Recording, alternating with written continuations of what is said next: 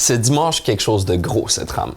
Un événement télévisuel sans précédent qui devrait battre tous les records et captiver l'attention de l'Amérique du Nord et du monde au grand complet. Un nouvel épisode d'Euphoria? Non, mais le budget musical doit être à peu près le même.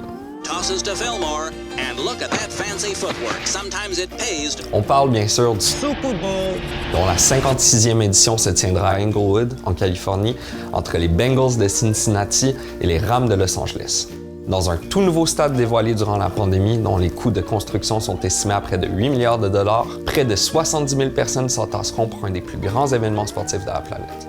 À travers le monde, 150 millions de gens regarderont l'événement en direct à la télévision.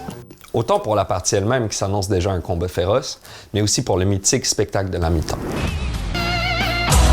Cette année, les organisateurs ont décidé de jouer la carte Nostalgie West Coast 90s avec Dr. Dre, Snoop Dogg, Eminem, Mary J. Blige et Kendrick Lamar. À eux 5, les artistes empocheront presque 0$. Les performances de la mi-temps ne sont pas rémunérées. Un seul des 70 000 billets disponibles se moyenne environ 7 500$. Une bouteille d'eau coûtera 7$, une bière 20$ et une petite pizza format individuel 25$.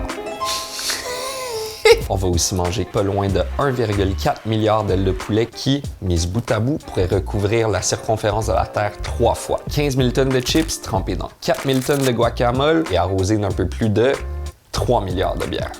La grande finale du football américain est une vieille tradition où il est commun d'épicer la soirée en mettant un peu de cash sur la table. L'année dernière, c'est près de 1 million de dollars de ventes qui ont été générés par l'Auto-Québec. Du jamais vu. Il y a bien entendu les paris classiques, déclinés en une centaine de variations, comme le gagnant du match, le joueur le plus utile, mais aussi la durée de l'hymne national ou la couleur de la douche de Gatorade. Mais il y a aussi d'autres paris un peu plus obscurs, comme est-ce que Snoop Dogg va fumer du weed sur scène?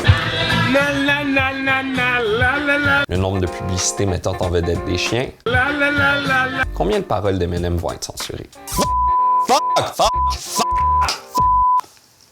Bref, que vous vous intéressez au football américain ou non, au pire, c'est juste une bonne raison de se goinfrer et de boire la bière froide. Sur ce, je vous souhaite un délicieux Super Bowl.